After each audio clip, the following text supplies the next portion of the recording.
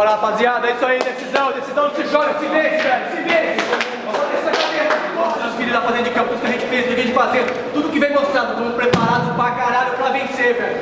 Pra vencer. Bora, isso aí, boa, Oportunidade pra caramba, velho. Joga como se fosse o último jogo da sua vida, velho. Meu, pode ser o penúltimo aqui. Velho, não joga por mim não, joga por vocês. Joga como se fosse o último jogo de vocês, velho. De vocês, que vai dar certo. Um pelo outro, como a gente fez desde o início. Um pelo outro, que vai dar certo, velho. Bota isso na cabeça, não desiste nunca.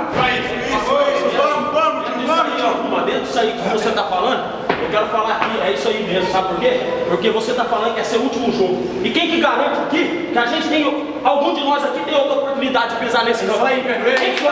Quem que garante que algum de nós aqui temos, a gente vai pisar aqui de novo? Na sexta-feira pode mudar tudo, irmão. Então vamos fazer hoje. A gente tem uma responsabilidade do caralho, que essa camisa é forte pra caralho. Hoje a gente tem que, como se fosse o último jogo. Não é só do Fumagalli não, é de todo mundo. Esse é o último jogo de todo mundo. Não tem caralho de outro jogo não, é esse. Esse é o último jogo.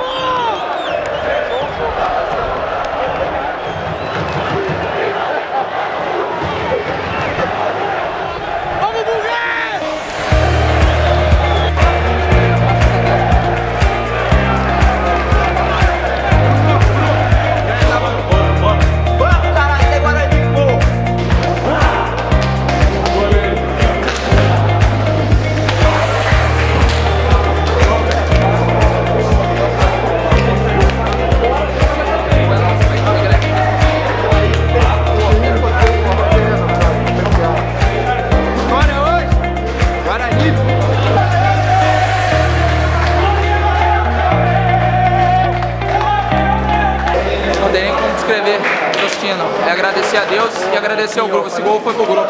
Vamos sair dessa. Primeiro dar parabéns e agradecer a todos vocês. E mais uma vez agradecer o professor pelas palavras que ele deu lá na palestra e pela confiança que ele demonstrou na gente. Outra coisa que gostaria de fazer é para render uma homenagem ao senhor. Você já teve música no Juventude, onde começou? Você já teve música no Ceará? Quando o senhor for contratar, eu quero vir no Rafa. A música vai ser o seguinte, eu quero que vocês todos cantem. Isso aí. Abriu o hospício, já pode sair. Pisca doida Guarani.